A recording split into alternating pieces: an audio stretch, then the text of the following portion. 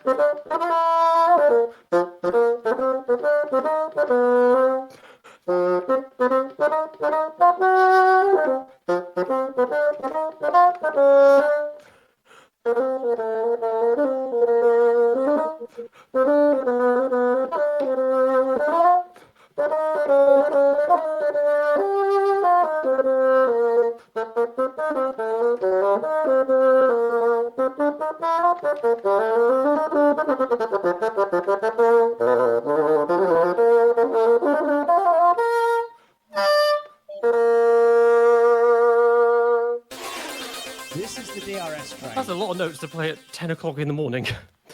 I'm Peter Brook, I'm joined by Nav1 and Yukari, and you're listening to the DRS Train podcast.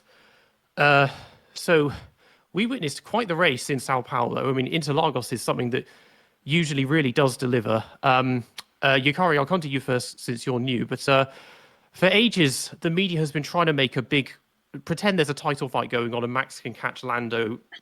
Lando can catch Max, but it looks like at this point it's a done deal, and Max really just put his foot down yesterday. No, certainly. Denver has no close, especially after this race. The media is always going to do that. They've done it with prior seasons, and I think they've even done it with quote-unquote title fights that had even less odds. I'd say this race, it's been a modern classic, and I think there's a lot of retributive energy from the Red Bull and Max camp for everything that's happened with the FIA, as well as the British media, as well as some of the detractors from their less than stellar weekend at Mexico. So. Yeah, well, firstly, that anthem has so much more notes than I thought. I've never heard that version of it. Is it the full one, or? That's the full version. It's quite twiddly compared to the other ones I've had to do. The first part is very. It sounds hard to do on a bassoon, so well done. Yeah, the trills are not that friendly actually for this. Yeah, but yeah. But they keep going. But yeah, Lando, I said before the race to some of you guys, if he doesn't win this, I don't think I'll ever respect him, and that somehow he didn't only not win it, he didn't make the podium, and he finished sixth, and he was going to finish behind his teammate if. Probably didn't. Oscar had a penalty, but anyway, he might have finished behind Oscar on track if they hadn't switched them. So that was woeful from Lando. Generally, I have no idea how he got it that wrong, and I feel like it will be remembered at the end of his career as one of his very worst, if not maybe his worst race, because that was meant to be one of the cleanest and easiest wins he would ever have in his career. Definitely. I mean, particularly when you consider that they were throwing everything they could at him before this, because I mean, we'll talk about the race in a bit, but before the race, because we had a sprint weekend to go to practice and then sprint quali, and then Saturday ended up just being the sprint race because they moved qualifying to Sunday morning. But the way the penalties were going, and then there was the team orders in the sprint race to give him the win over Oscar, which you could see that he wasn't pleased with because he's like, well, I only beat him because he let me. And then we get to qualifying, like it feels so convenient that Max, as well as having his penalty, is miles down. Lando is on pole. The timing of the red flags, all of that going on, I was like, we are definitely kind of creeping into 2021 territory, and it feels like they are just trying to do what they can to make this closer than it really needs to be. I felt like at the start of the weekend, we were going down the worst timeline of FIA and stewards and media chicanery, and trying to make things for the spectacle, and then everything flip-sided towards Max's favor, and that was very good. Just one point of note, again, it's a modern classic, and I was shocked that the FIA actually let the race happen due to the amount of rain. I think most of the time the FIA would have canceled it due to that amount, but I hope they look at this and see that it provided us a great show, and they won't do that in the future. I mean, Definitely, I have no idea why Lando was getting so privileged because, right, we want the title fight at the end, but there were too many instances. Safety cars, virtual safety cars, red flags. It was only things that they could control, and as you said, we will come to the race later on, but it took Colapinto to crash for something to go Max's way. But every single FIA decision seemed to target McLaren, and what I kind of appreciated this time is that it was so obvious that the entire community caught on it. Even McLaren fans were like, what's going on here? And that was nice to see because I was scared it would prompt a fight between the fan bases, but actually everyone was just kind of surprised. I mean, yeah, sorry. I mean, qualifying was just very messy. I mean, we saw 5 crashes, and I'm inclined to. It's easy to blame the drivers, but I'm more inclined to blame Pirelli. I'll be honest, because because those were all on inters, so it's like, well, clearly if they were struggling for grip, you could have tried the full wets, but if they're struggling that much, I think you can just blame the tyres for not really working as they should, because it made so many drivers look like total amateurs. I mean, we have both Williams, both Astons, and Sainz all crash. I think all of them except Alonso were in the same place as well, wasn't it? It was the Senna S and Curva do Sul. But it seemed like qualifying, everyone was just struggling, and then the big one was the red flag that knocked Max out, because I thought, okay, he was already 11th when that crash took place, but then the fact that any other day it would have just been an instant red flag, but this time they were like, oh, let's just wait and let them complete their laps, except Max and Checo, and then we'll throw it. Like you just don't. That's just not. It's not on. Yeah, to put some numbers on what you said, the 2 other red flags were after 17 and 19 seconds, which is kind of the average.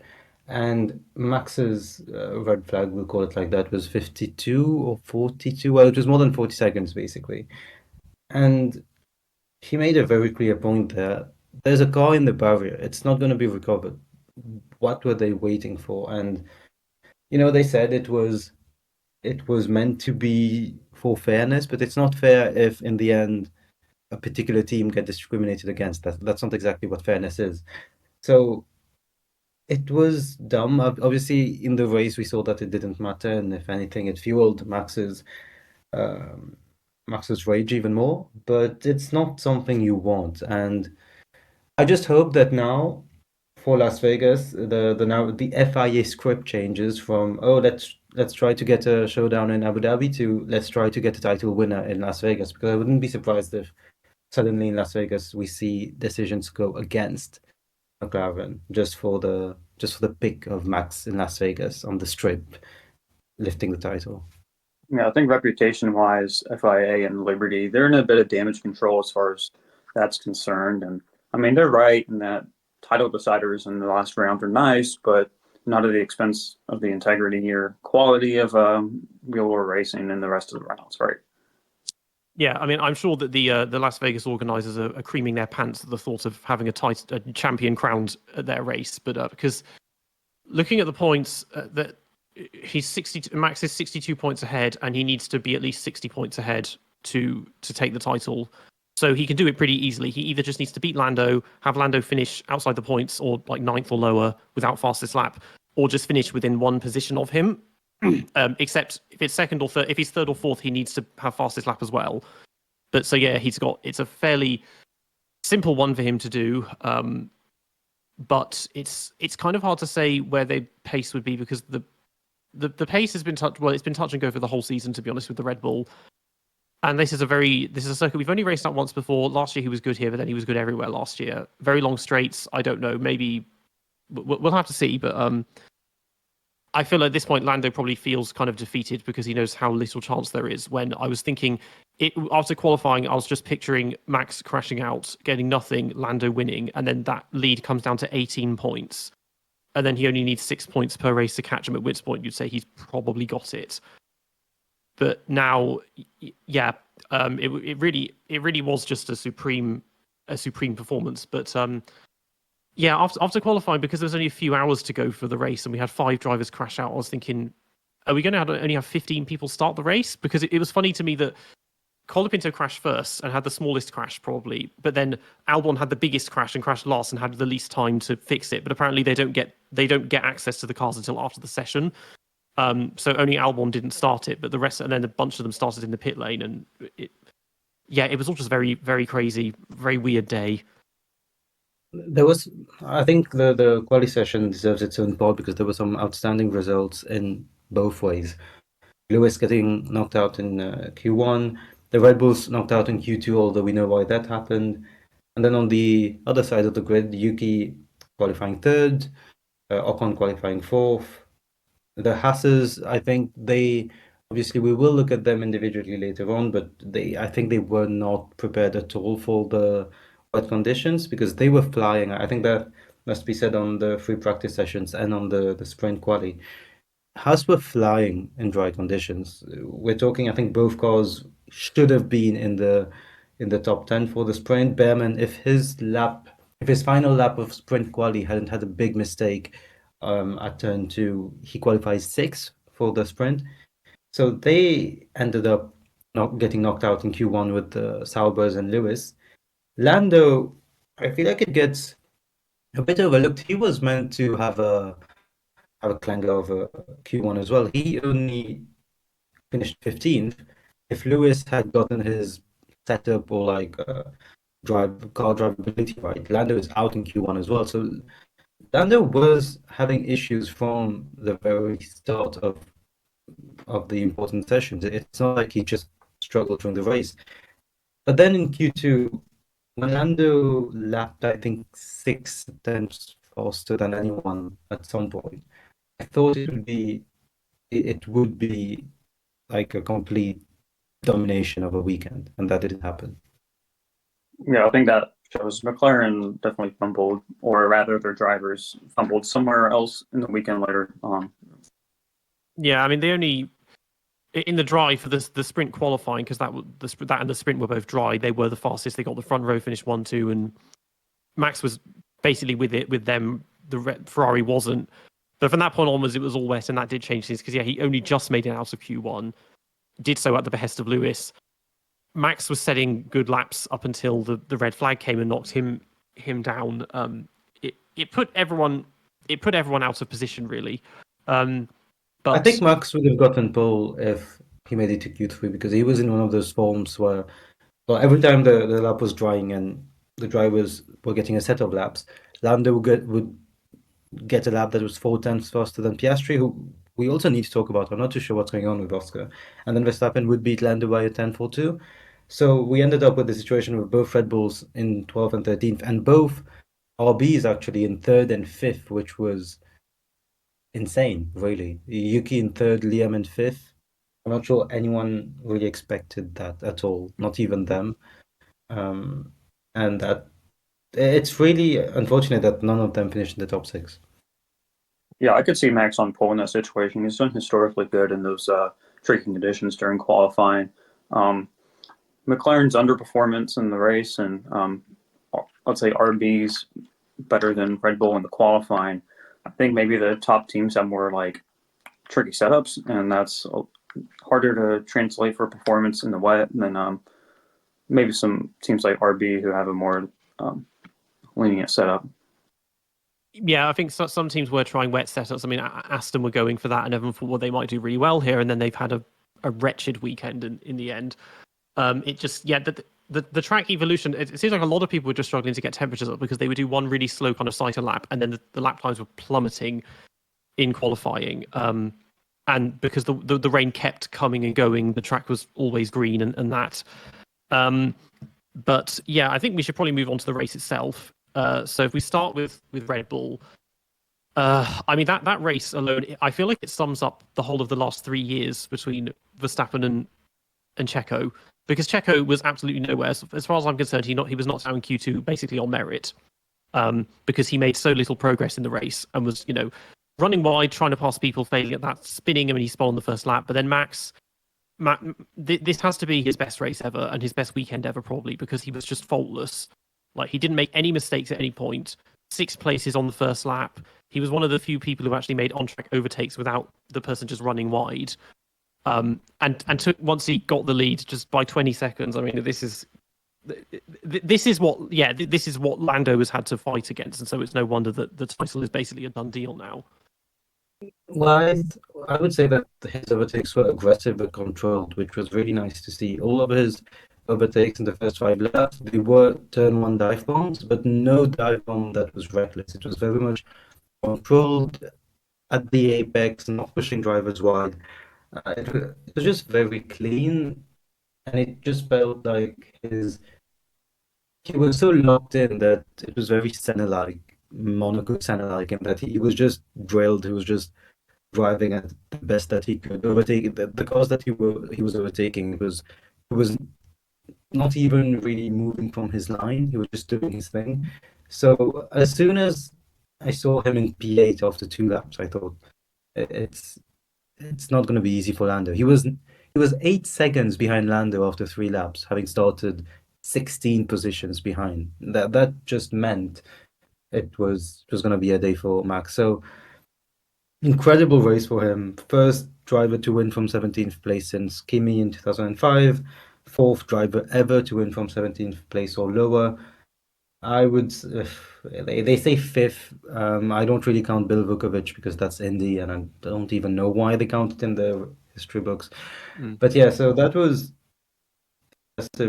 still, you shouldn't have to expect Lando to mess up that much, because it shouldn't have been a 20-second gap on Ocon at the end. It should have been a 10-second gap on Lando. No, I agree. On Max's part, I think a big, he was incomparable during the race, and to play into that, I think a big part of what makes all-time greats memorable is that they have more moments than anybody else that make you think, could anyone else on the grid do that in that car? And I think this is one of those races that you have to say no. And then on Norris, a lot of people in the Norris camp will say, oh, Max got lucky, and if Norris were in that car, he can do the same thing. Well, he started on pole, and he had the same opportunities as Max did, and then he had unforced errors and bad strategy calls. So it's not like Norris couldn't have done those same things, That's all. Yeah, I mean, Max did get a bit lucky with the safety car, but then they made the call to stay out, because I think everyone could tell they're probably just going to go to a red flag with this, or a VSC that will help give us track position, and they did. But before that, his only failed overtaking attempt was on Leclerc at turn 1, trying to go around the outside. Every other one worked, but for a long time he was stuck in that train behind Tsunoda, Ocon, and Leclerc, behind those 3. But yeah, I mean, he took. I mean, it was amazing to take the lead again from quite far back on the safety car restart, and it was so symbolic as well, because he takes the lead and then Lando runs wide and loses positions, and it's like that's just the championship disappearing. And obviously he had the pace because he built out such a massive gap. Even after the race, like Hülkenberg was saying, it feels like Max was the only person who could drive in those conditions today, because everyone else was making mistakes. And yeah, it's one of those real star performances. And now, as well as it's a new record highest winning position for him of 17th. Admittedly, you could argue P15 on the basis that Colapinto Albon didn't start the race, and then Stroll beached his car on the formation laps. Only 15 were on the grid. But yeah, it's one of the star performances. I think he now has the record for the most different positions that he's won a race from as well, or something. So he's on 10 now. He's on 10 now, taking it from Alonso, who was on 9. Yeah, 9 is impressive. Yeah. Yeah, I mean, initially with Alonso, one of those doesn't really count, but it's yeah. I mean, because you said he's 4th now in terms of people who've done higher positions, because him and Kimi have got 17.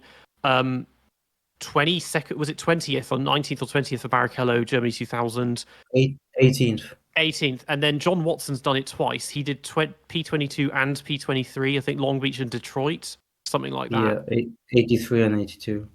Yeah. And Vukovic did it in the 554, which is stupid, but anyway. It did, yeah. It's a 30-car grid, and also they're arranged in rows of 3. It doesn't count. Like, yeah. But yeah, I just don't really know what went on with Checo again, because we do need to talk 2 seconds about it, because I'm sure everyone knows that Max did really well and Checo did badly, but his seat again is coming under fire. I mean, it comes under fire every other day, really. But the new rumor is that they're now considering Sainz for that seat. Colapinto has been considered for. I don't think the Colapinto rumor is anywhere near true, because they cannot make an interim Williams driver become the Red Bull second driver. So I think that is completely wrong, and that is just media trying to sell newspapers or get ad revenue from their articles.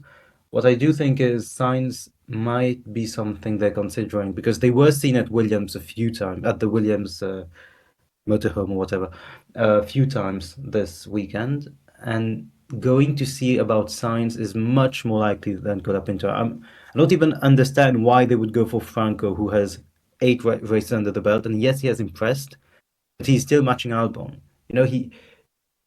Yes, you're impressed by matching the current driver, but that current driver is not exactly Fernando Alonso. He's not exactly Lewis Hamilton levels of rookie here. So let's see what happens with Sainz, and if Yuki and Liam get a bit disgruntled in the background.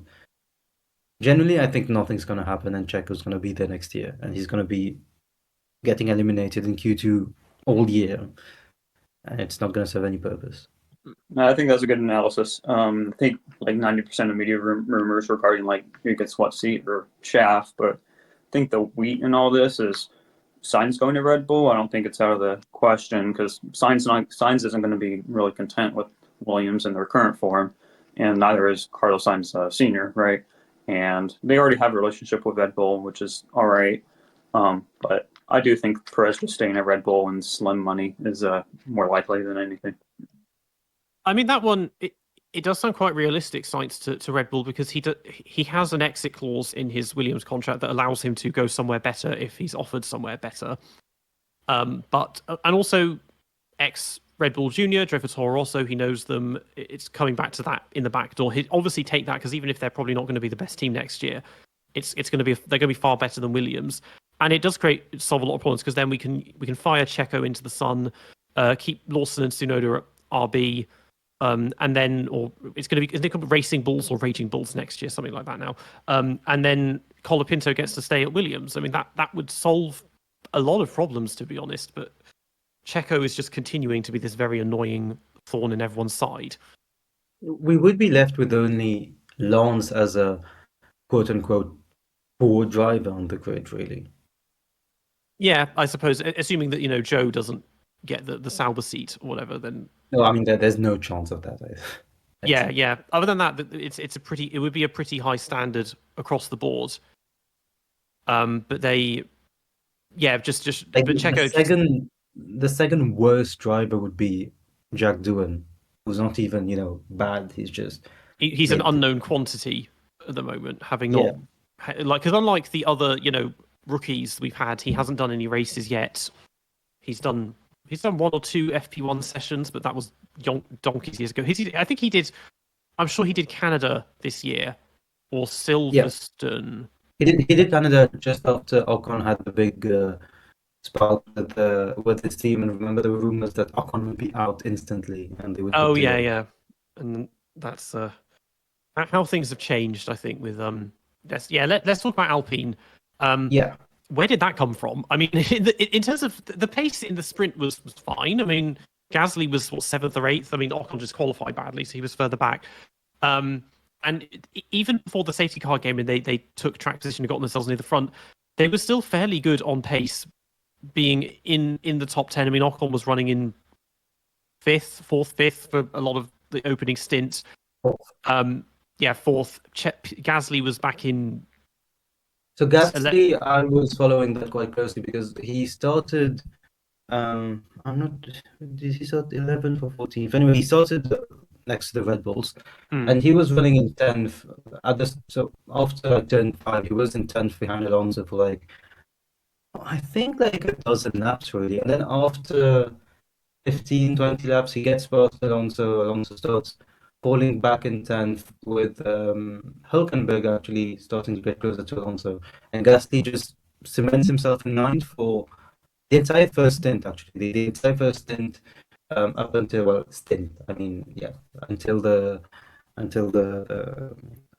what was it, red flag? Safety car and red flag. So he was just ninth, and where it changed for him is that he was the only one from the midfield to not pit. So Ocon did not pit, but they also chose to not pit Gasly, which was very bold, but I respect them and commend them so much for that because they had nothing to lose. Technically, yes, they had 4 points to lose, and I guess that's important, but they gambled that, and that was such a good strategy. They were ninth, everyone pits, and then they found themselves in third because everyone pits and then the red flag happens. But what really astonished me is what you first said. Ocon was fourth. He had Leclerc behind him. You know, I wanted to know that he was getting shielded by Ocon, I think, for a lot of it. But Ocon had Leclerc behind him in a faster car, and then Verstappen was behind him just for 2 laps because obviously then it got red flag. And he was doing fine. He was not pushing too much. He wasn't complaining about his tires. I checked the radio messages actually. He wasn't complaining. He was just saying it's fine. What did they do to that car? What kind of setup did they put? Is it a car built for wet conditions? Because I've rarely seen cars do that well in wet conditions for no proper reason.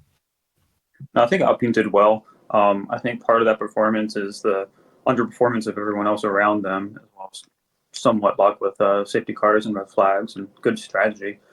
I think for them the stars aligned, and I think without any of those one things, they would not be on the podium. Regardless, the Alpine drivers are very skilled, and I rate them pretty well. So I don't think that would have been possible without their skill either. But Alpine probably had a more lenient, broad, less speedy setup than the rest of the cars around them. Credit to Ocon, I think he did a bit better than Gasly during the whole race. Yep. Yeah, I mean, Ocon pretty rotten past couple of races before that because they brought upgrades, I think, at Kota, which the car's pace is obviously better. It's just that those races didn't really work out so well for them, and this time it did. So they're kind of yo-yoing again because they started the season so badly, and then kind of midway through in the summer they were really good again, and then they've been really bad again for the past like 4 or 5 races, and suddenly come back. And by doing this, like to correct that a bit because in the past few races, Gasly has been getting into Q3 a lot. yeah, Like there's been this whole like P7 air thing that Alpine have been posting because I think he's qualified P7 in like 3 of those last 5 races. But as you said, they were not getting points because Checo would make a comeback and Haas would be better than before. They have improved, but still, I think this is going to be one of those freaky weekends, which is funny on the weekend of Halloween. One of those freaky weekends on season reviews. Like in 5 years, there's going to be a video, 2024 Brazil Grand Prix highlights, and all the comments are going to be, remember when Alpine got second and third? Because that, again, I don't see how it makes sense what they did because they were not struggling. They got a bump from the strategy and the situation, but they didn't struggle. Gasly was defending against George Russell, who was running in first for the entire race without issue. That's not normal. What was going on there? yeah, I mean, I think a lot of that's just set up, and also a point about the actual track. Brazil's pretty tough for wet races. If you look at a track like Spa, the wet line, it's very distinct compared to the dry line, but Brazil, a lot of the ideal racing line in the wet, it's still very rubberized. So I think you're gonna get a lot closer fighting than you would at a track like Spa. I think that plays a part in it, but that's not to detract from Ocon and Gasly. I think they generally did really well this weekend. yeah, I mean, That's the first double podium for an Alpine, basically Alpine since either you consider 2006, I think it's the Chinese or Japanese Grand Prix. does it really end go of back that far sevens. for Team Endzone? Does it? That's the thing. That what I was going to say is either you consider 2006, end of 2006 with Fizzy and Alonso, or 2013 if you consider Lotus, and then it's Raikkonen and Grosjean are the Korean Grand Prix, I think. Japanese, was it second and third? Japanese then, yeah. One of Something like the that, yeah. Asian races. But yeah, it depends what you consider. Still, it's been more than a decade. Hungary 21, allegedly Alonso could have gotten third, but he would have had to stop defending from Lewis. So he should have let Lewis go, and then with the Vettel disqualification, it could have been a knock on Hamilton Alonso podium. But yeah, it's good to see for them. They needed it. It feels wholesome. The interview pen was also kind of wholesome because Ocon and Gasly, the two kids who literally raced together from the age of 7, it was a bit Rosberg Hamilton in that way. But it was nice to see. One thing I will say, I hate how every interview, I think those poor two French drivers were asked about their childhood 6 times in the interview pen because every single country's interviewer was like, "Oh, it must have been nice for you, especially with your past history. Oh, what a great success for two guys who didn't get along. Exceptional podium for Alpine, considering the drivers have had issues." How do you, as adults, react to that? And I think they did really well because Pierre would always say it's a private thing, so we don't like the media commenting on it. But it must have been so awkward. You just got a double podium for a French team as a French driver, and all people can say is you two had a spat when you were teenagers. I mean, also because I think it's not like it was necessarily lots of teamwork that got them in there in terms of helping each other. It's more that they both just played the strategy well. But also, they're not going to be teammates in a few races time again. So it's like, does it really matter if they're besties now or not? Like, they're just happy that they've delivered this amazing result, which has probably gained the team millions of dollars for next year because the estimate is 30. Some people are saying $33 million. Some people are saying 45, but it's at least a $30 million drive that they got. Because they have jumped from 9th to 6th, which is unreal. I mean, their battle with Williams is done. Whether they can hold on to that against Haas and RB, I don't know, because they're not that far behind. But we'll have to see what happens in these last 3 races, I suppose. Well, actually, let's move on to Haas, because Haas it's a team that we don't talk about this early in the podcast usually, but I found it really interesting how good they were on Friday. They were so impressive. Behrman he finished third in FP1 on what seemed like pure pace. And then in the sprint, as I said, he was meant to be 6th or 7th, made a mistake, qualified 9th, out-qualified Nico. Hülkenberg is really good in Brazil. It's one of his very best trucks. People might remember 2010, he got pole position there in Williams. 2012, he was meant to win, but he spun out. He has always performed in Brazil, and still, Ollie Behrman just gets given the nod on Friday morning, I think at 6:30 a.m. That was the story that was going on, and he out-qualifies and totally outperforms Nico Hülkenberg up until the race. Is that showing signs to come from Ollie and how good he's going to be? Maybe he's going to completely blow Ocon out of the water, or what do you guys think? I think Behrman has upward potential for sure. I don't see him being like a Russell Leclerc caliber driver. Probably more like Norris, honestly. But no, Behrman's good. Tricky race for him. Again, Brazil's a tricky track in the wet with the rubberized. So I think a lot of his unforced errors were typical most of the grid. I'm going to be honest. Like, we saw Sainz go off, and that's just, we know Sainz is a good driver. Optimistic for Haas. Like, they have good people. I'm happy for them. Yeah, I mean, good dry pace. Just the wet pace was not there because qualifying did not go well. The race went really badly for both of them. It was kind of odd to me that because some of the penalties were levied this weekend were very harsh. Because first of all, they did the one for Max in the sprint, and I thought, okay, it's a very minor infringement, but he's also not helping himself by doing tactics like that, just inviting unwanted attention. But yeah, so Behrman, he hit Colapinto. He was the one that spun, and he gets the 10-second penalty when Colapinto was basically unaffected by that. I was like, that's very odd. And it was a 10-second penalty, which is one of the big ones for spinning out. And they did the same with Piastri and Lawson. I don't even remember that collision happening, if any of them spun. They didn't show it.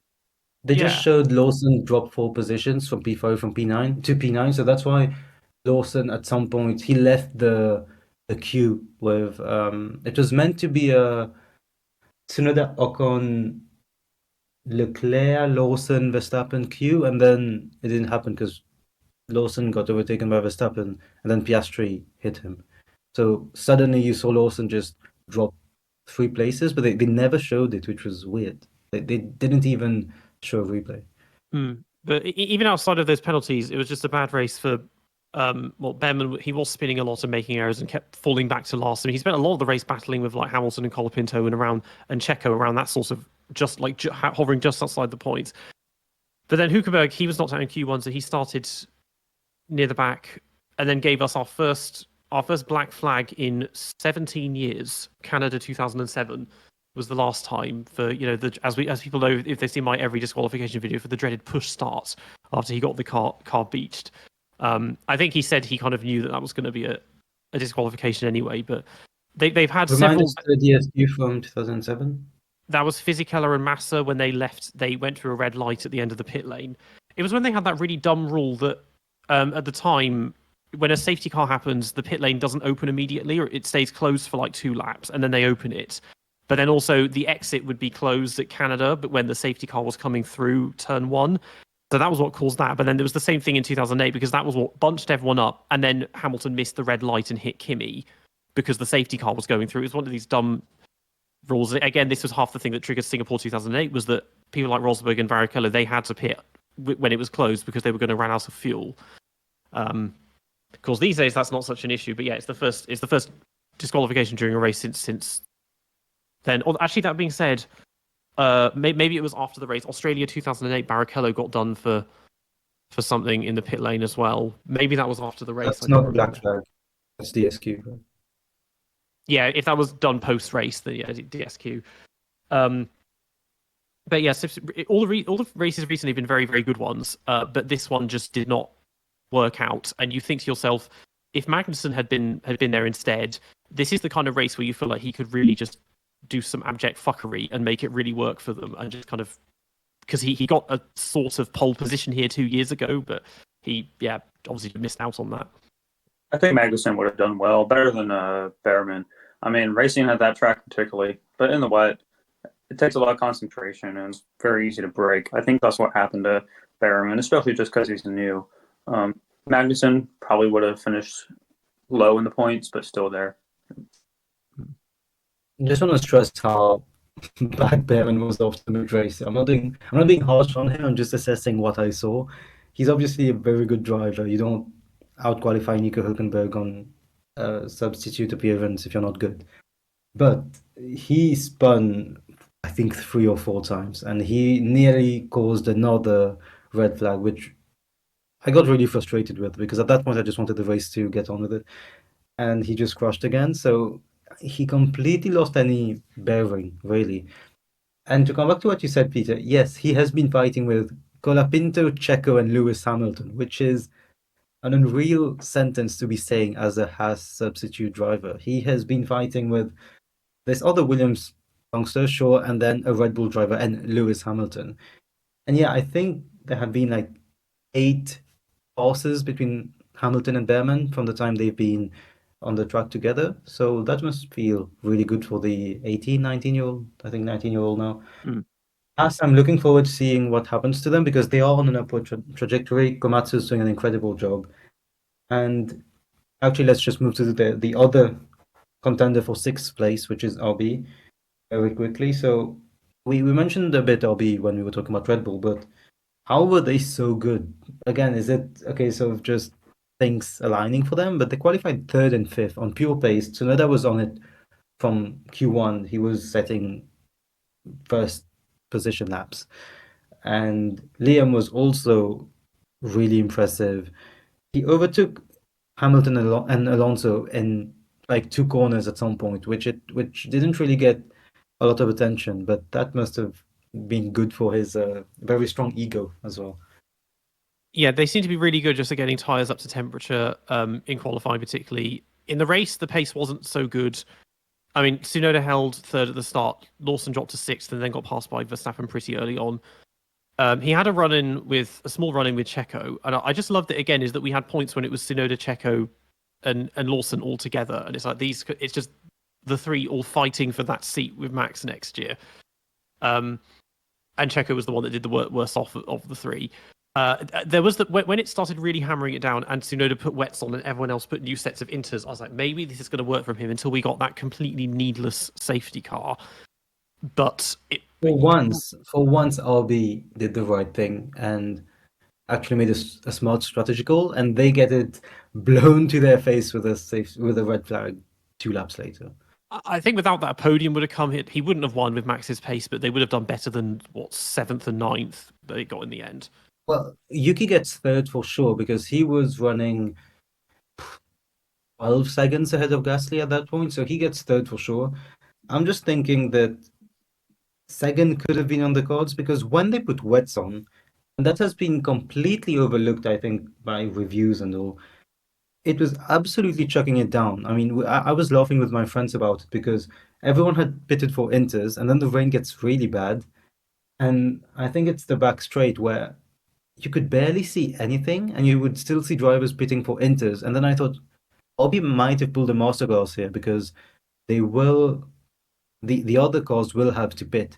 And that's where I'm a bit annoyed because 10, 15, 20 years ago, RB is leading that race after a few laps because everyone would have to pit and they wouldn't red flag it or safety car it because of the rain. So we missed out on, I think, Yuki Tsunoda leading the race for a good chunk of it. I'm just thankful we had a race, honestly. After seeing Lando and Russell on the back straight, I expected it to go into a Spa 2021 situation because the FIA have been pretty weak about people racing in the rain. Credit to Red Bull, Racing Bulls, to doing the wet strategy as well as Tsunoda. I think both performed pretty well this race. Yeah, I mean, it messed up the schedule a bit, having to move qualifying, but I think it was the right decision to move the race an hour and a half earlier because they were obviously thinking we need to give ourselves more of a window if we're going to keep delaying things and red flags, and then we have to think about when the sun goes down. So starting at 12:30 local time, so lunchtime, that gives them several hours to work with. But the safety car was needless because at that point, yes, it was raining heavily, but everyone was staying on track on inters, so there was no problem. Nobody had crashed, and it was still working. And then someone does crash because the safety car comes out and they slow down and lose track temperature and that, because in these kind of conditions, it's harder to get the temperatures up because it's colder on track. If you wanted to get into the science of it, I'm guessing because they're treaded tires, that increases the surface area to volume ratio, which means they lose heat faster too. So it's that kind of thing that makes you think that's why he would have binned it in the end. And then it's like, okay, well, this is an obvious red flag now. Yeah, otherwise they could have. It could have been a masterstroke, and we could have had one of those random rare podiums that you get from basically Toro Rosso. But again, I'm not sure why they stopped the race because it was fine. And why are the full wets there if they cannot use it? Again, it boils down to that Pirelli issue of why can we not use some of their tires? Yeah, that's rough. Pirelli's been kind of a stain on the sport since they've been part of it, but especially since 2013, I would say. Yeah, it's been value negative for the sport, and it's just one of those races that says, hey, why don't we have a tire war? I think the more factors in racing, the better, and tire war refueling is kind of what we need. Yeah, it just is. It was they could have kept the safety car. I mean, the crash was I guess a fairly big one, but you can still do that unless the barriers were damaged. Although I don't think they have Tech Pro along there, because that's half the reason there are so many red flags, is because the Tech Pro barriers are designed to deform and you have to put them back into place. It could have been done under that, and again, the rain eased off actually quite fast once the red flag came, so there was no reason to continue. It did mean obviously it was annoying because, well, for McLaren it was annoying because Lando was like, well, I guess everyone gets free tires now. I have mixed feelings on the rules about red flags, about doing repairs or changing tires. I mean, I feel like, to be honest, you may as well let them change tires. When it comes to fixing cars, I'm like, maybe not. Like, if the car's got terminal damage, you have to just call it a day. But tires, it throws another element of strategy in there if you can, I guess. I think tires would be good for red flags. I'll say with all the safety cars, red flags, etc. it did disproportionately help Alpine and other teams that were able to get the tires heated up quicker. So they were able to break parity in that regard. And considering that, and Yuki's going on the wets, I do think Yuki definitely gets second or third without either. And if Yuki gets second or third, we would have an interview from Horner saying how, yeah, they will be considering him, and yes, it's good to see progress from one of our juniors, and yes, he has been on an upward trajectory, and we wouldn't get anything from it. So, if anything, good that he didn't get the podium, because it's not going to change anything. Yuki he's stuck there until he leaves the team. He's not getting the Red Bull seat more than maybe one. I think the most he could get is a one-off somewhere because Checo got ill. And even then, I feel like they would give it to Lawson, which would be bad. But yeah, let's talk about Mercedes. A race of two halves really for them, or a weekend of two halves. I mean, in the sprint, the pace wasn't brilliant, but in the wet, George got himself on the front, whereas Hamilton was knocked out in Q1, complaining that the car was just undrivable all weekend. George takes the lead at the start. He could have won the race. He was leading for a long time. Admittedly, he couldn't pull away much from Lando. Lando was close to him for a lot of it.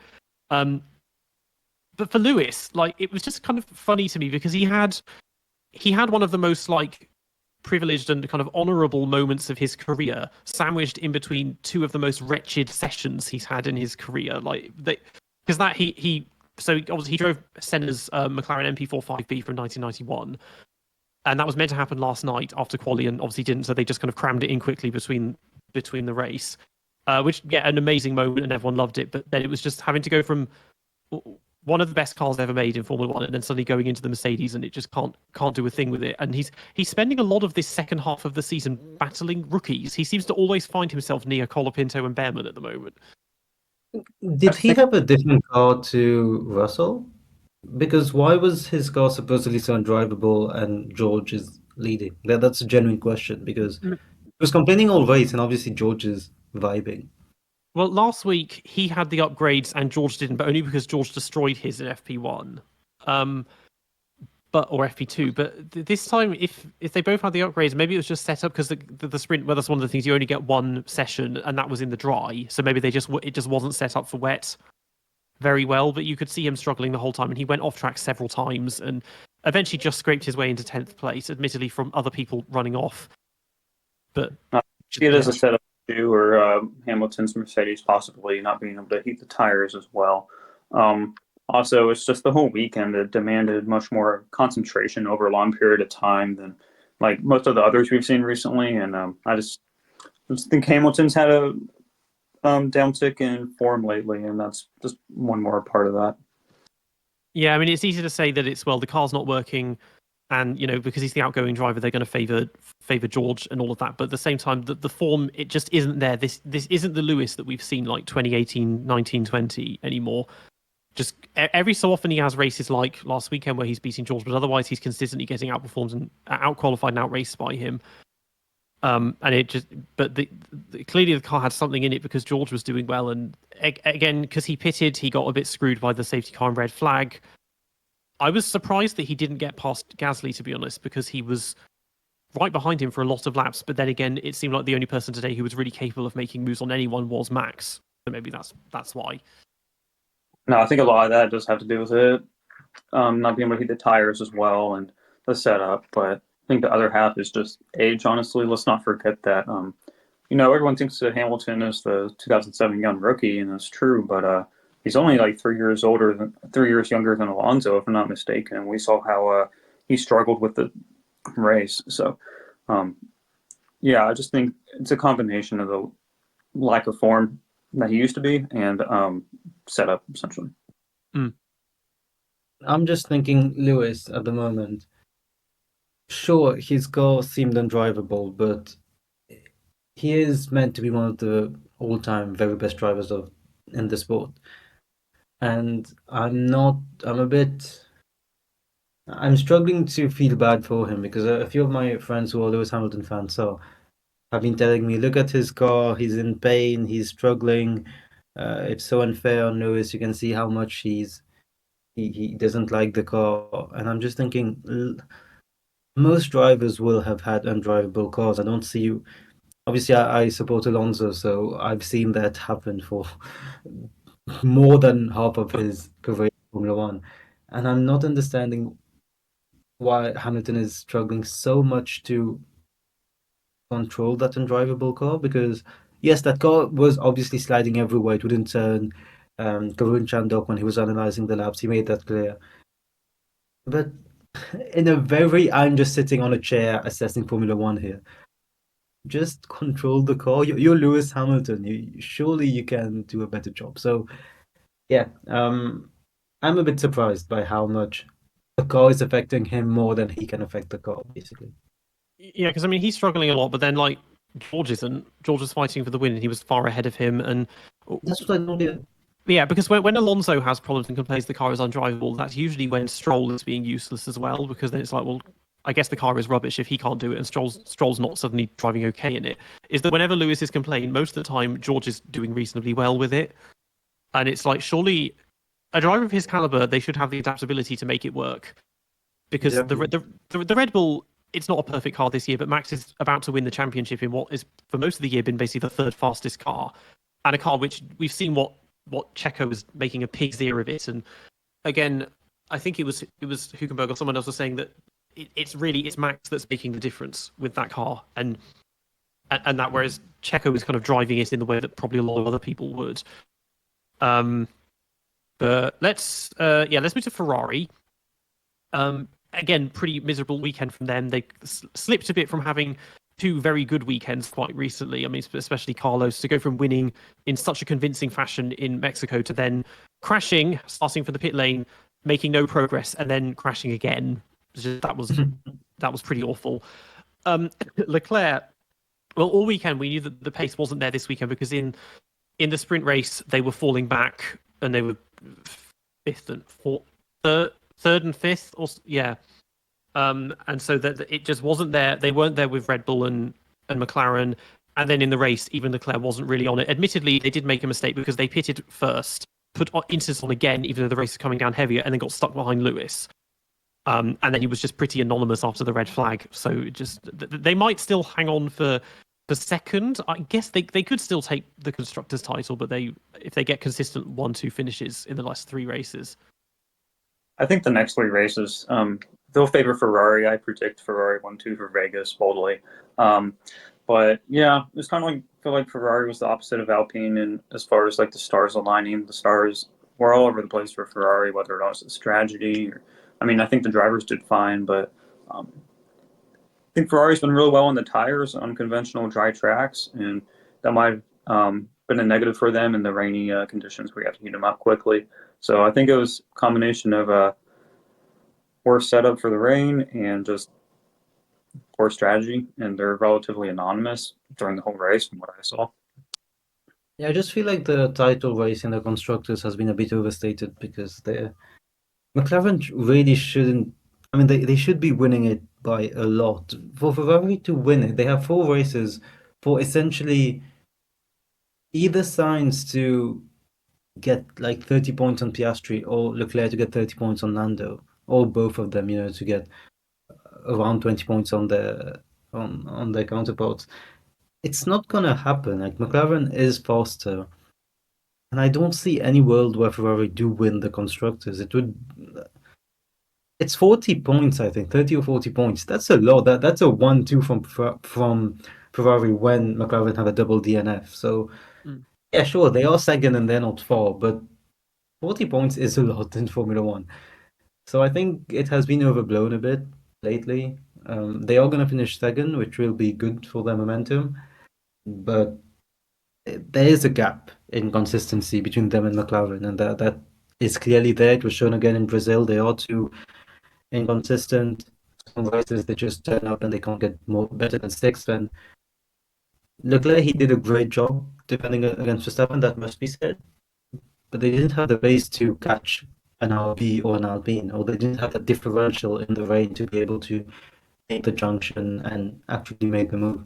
There was no point where Leclerc was ever close to actually getting the move past Ocon. That's an Alpine. So let's see what they do in Las Vegas. Last year they had a brilliant race. Leclerc had a famous moment there, so hopefully they can perform. Yeah, I think as far as Ferrari and the constructors is concerned, again, I think they're better at the high-speed conventional tracks, which shows this weekend.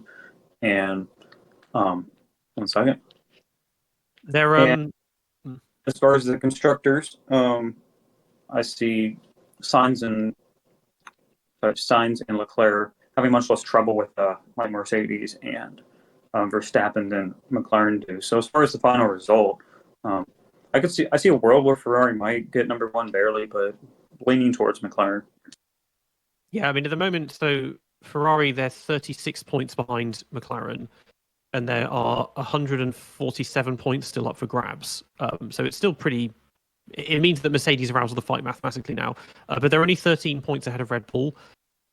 So I think second is a given, because Checo being Checo, he'll be lucky probably to score more than like 10 points in these final three races. Max will be carrying it for them.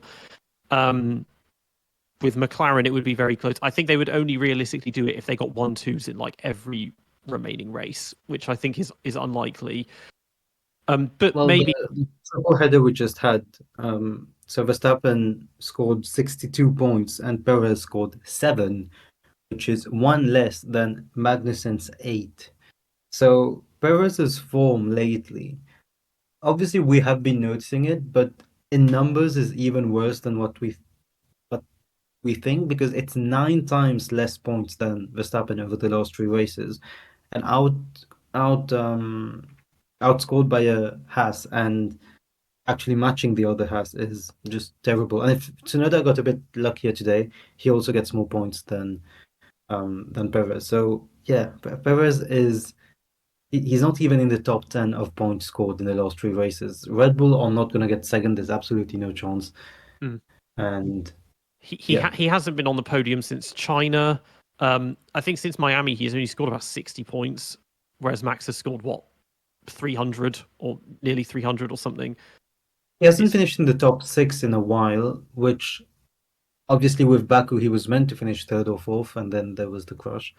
But yeah, he also hasn't finished 6th in a while, like in the top 6 in a while. So yeah, no, his result. I mean, look at this. It's second, 5th, 2nd, 3rd, 4th, 8th, retired, 8th, 7th, 17th, 7th, 7th, 6th, 8th, 17th, 10th, 7th, 17th, 11th. He hasn't finished in the top 5 since the 4th race. There's a lot of 7s in there, which if that was a Force India, those would be pretty good results. But we're well past that stage now. Yeah. Well, talking about Force India, actually, Aston Martin, what have they been doing? What is going on? Talking about that triple header that I just spoke about. Well, yeah, that triple header I just spoke about. They scored 0 points. The drivers scored 0 points, which is as many points as Kick Sauber scored, which is an issue in itself, which will deserve its own 30 seconds. But Aston Martin, they have somehow fallen to somewhere near the worst car on the grid. Maybe they're like an iota faster than Sauber, but not much. In quali, they were out-qualified by Bottas. They were. I mean, people were saying, how did they get beaten by a Sauber? And it's like, well, because they did. Well, Alonso has openly said several times that he doesn't care about the sprint races and they don't matter to him. And for them, they're probably just thinking, let's treat it like FP2 and do long runs and see how it works. But then we thought maybe this is working because they both made it to Q3, which hasn't happened for a little while, and then both of them crash. It's like, okay, obviously not. And you could tell Alonso in particular was quite surprised because him crashing does not happen that often anymore.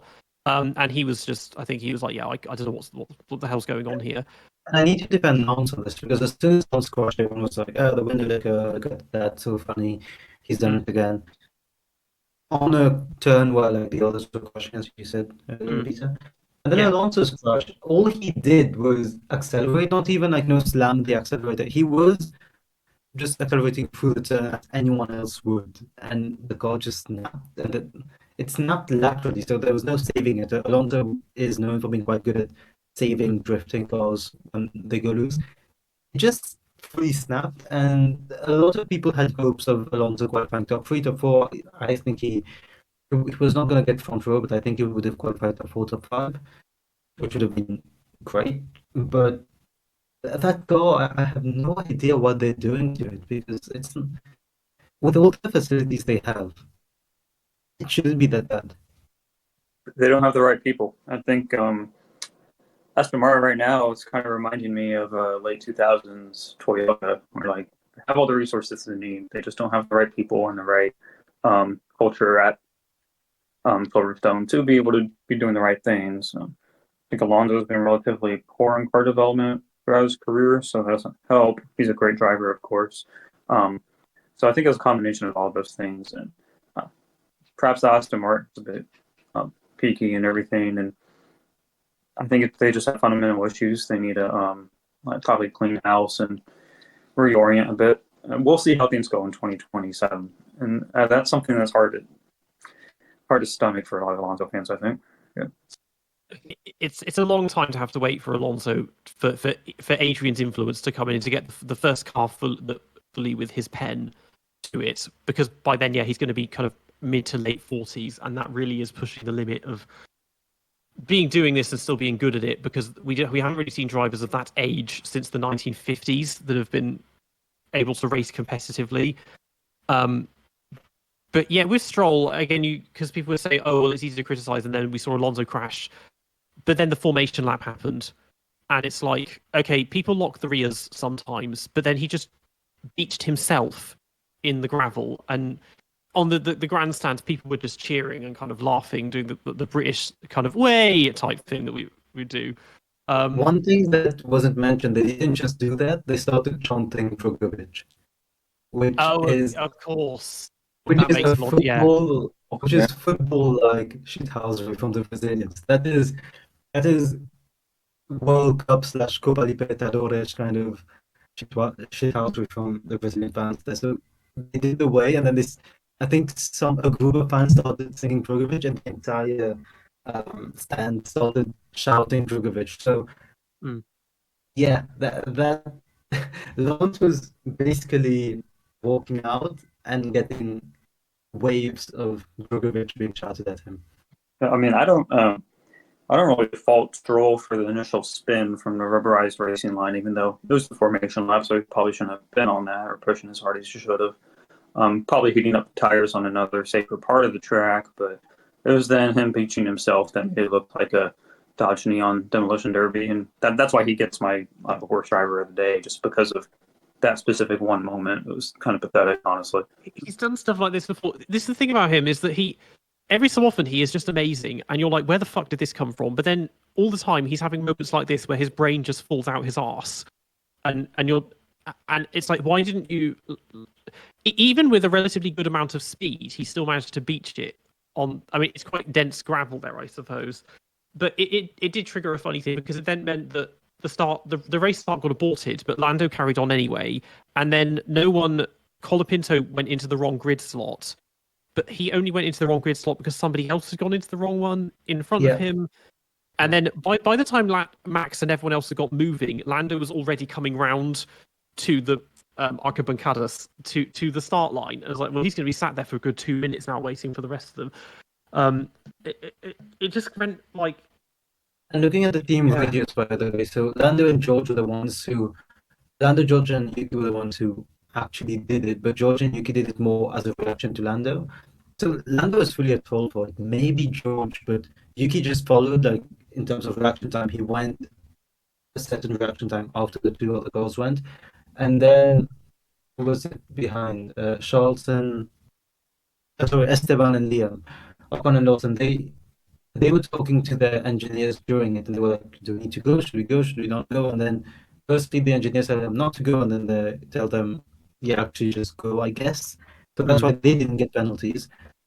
It was so weird, because yeah, half the grid went, and then the other half was like stuttering, not being sure what to do. Yeah, it was just weird, that start. And Lance, as you said, there are some races where he has been matching Alonso this season. We need to mention that he has been not far. We're not going to get into why that is the case, but those were the facts. And then he does this. So I really wanted Drogovic to have a run this weekend. Alonso was really sick before the race. He has been struggling with illnesses for the last few weeks. So genuinely, I was hoping that Drogovic would replace Alonso for this weekend, and we would see finally how Drogovic stands up against Stroll, especially at his home circuit. He would have given it everything. There wouldn't have been team orders. He would have given it everything, but we didn't see it because I really feel Drogovic, especially this weekend, could have outshone Stroll. Yeah, because he did FP1 last weekend in Mexico, and I guess he would have done it this weekend had it not been a sprint. I can understand why they don't want to take the only practice session away from their main drivers because of that. But there was a brief moment where it looked like maybe he would race because Alonso missed the media day, and he'd actually gone back to Spain first for more treatment, and then to Brazil. So that's a lot of, even when you're and when you're ill, that's a lot of traveling to be doing. But it's kind of a recurring theme. Yeah, it's kind of a recurring theme. I've said this before, the fact that the drivers, considering that how careful they have to be about their diet, and they're all millionaires, so they eat at expensive restaurants and stay at these really nice hotels, they do get ill quite a lot. That seems to happen fairly regularly, that we have someone who's missing races or interviews because they've got a dodgy stomach or something. I think part of that is they're going around the world, right? Like think about people systems and building up tolerances and everything. That's part of it. And also, I mean, it's a stressful job generally. I mean, lots of moving, lots of peak performance, and not really having any excuses for poor performance, except for some drivers. So I think Alonso did probably the best he could under the circumstances, being sick, and then the car being a menace during the actual race. I mean, you could tell towards the end of the race that he was nursing it, essentially. Like, definitely not pushing in any way whatsoever. So he was in so much pain, by the way. I don't think he was a top 3 driver, but I think he definitely gets my honorable mention for being one of the greats of the race, just because of everything that happened. He was in so much pain at the end of the race, by the way. Adding on to that, there were videos going around about him struggling to get out of the car. The bouncing in his car was atrocious. Like, those clips were, especially when you consider he's 43, that must not have been fun at all. And it was not just the radio message that got broadcast, because Ciaron did suggest that maybe he just said that as a kind of implied message on how the car is bad. And then Ciaron, to be fair, did go back when he realized those were genuine comments, because I'm sure everyone knows this, but they only show part of the radio messages. There's a lot more going on. And he had been complaining for 4 or 5 laps, being like, my back is killing me. He asked the medical car to be ready when he arrives, and as soon as the race was over, he hopped into the medical car. There's a funny clip because when he's struggling to get out of the car, Carlos Sainz walks by, looks at him for 2 or 3 seconds, thinks about like helping him out or something, then realizes it's Alonso. He probably just wants to be alone when he's in pain like this. So he looks at him, stands, assesses the situation, then just keeps walking, which was really cute. It was like, I'm not going to bother this old man. He will just get annoyed. And there was also, just to make the situation worse, a marshal showed him his fist, like for a fist bump. And Alonso went for the fist bump, but the marshal was wanting to fist bump the marshal who was behind. So there's Alonso just going for it and then looking down as a dejected 8-year-old who just. I mean, the message that was quite funny because it sounded like he was, bouncing up and down on something attached to the seat. To be honest, it was just kind of funny. But I suppose, this is a bumpy circuit, but it's not really the kind of one where you would get much in the way of porpoising. So I think it's just the circuit being bumpy did not help with him with a lot of that. But otherwise, he drove, I guess, reasonably well considering that he had that. It was the second safe. There were 2. Or the red flag restart, maybe, where he spun right at the end and dropped to the last. I think he still caught the Saubers by the end. Was he tapped when he spun or not? Because we didn't see it. Maybe. I only really saw it out of the corner, him just, drifting around in the grass. Yeah, so that's the thing. He did recover well enough because he made time on every car ahead. I saw the lap times. He was lapping the same as Lewis, so like 10th. And obviously he overtook Joe. So even though he was in pain, he did kind of try to make a good job, which was nice. Hopefully he gets a good rest out of these few weeks, because how many weeks is it to Las Vegas again? There's another break. 3 weeks. Yeah, exactly. So this calendar is still done. So yeah, there's a 3 week break. They will be able to have a rest. One team that we didn't mention yet, Williams. So Williams quickly. Albon was doing a terrific job in quality, which he needed because Clavindo had been completely taking the shine off him. After Albon for a few years was like, oh, is he a top 5 driver, top 10 driver, just because he's beating Latifi and De Vries. And no, not De Vries. Oh, yes, Hmm. he did pardon De Vries a few No, races. no, not Albon. He didn't. Okay.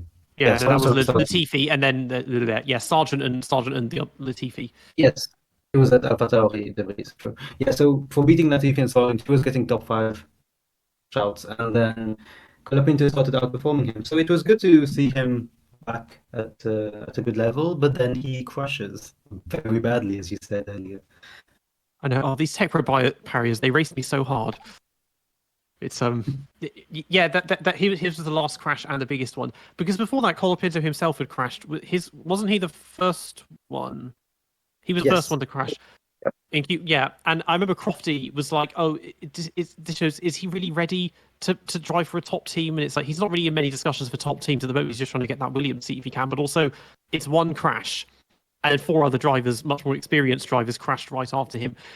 That being said, the race... However, when Ollie Behrman is making a mess of his race, there were no comments like this, and this is where this famous sky bias. It shows his fighting spirit and his determination.